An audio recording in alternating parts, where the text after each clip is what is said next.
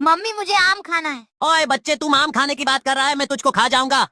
अरे पुलिस जल्दी आओ, मेरे बच्चे को भूत ले गया। जल्दी बताओ भूत कहाँ है? पुलिस जी, इस आम के अंदर भूत मेरे बच्चे को ले गया। अभी मैं इस आम के अंदर देखता हूँ। अरे बाप रे, इसमें तो सांप है।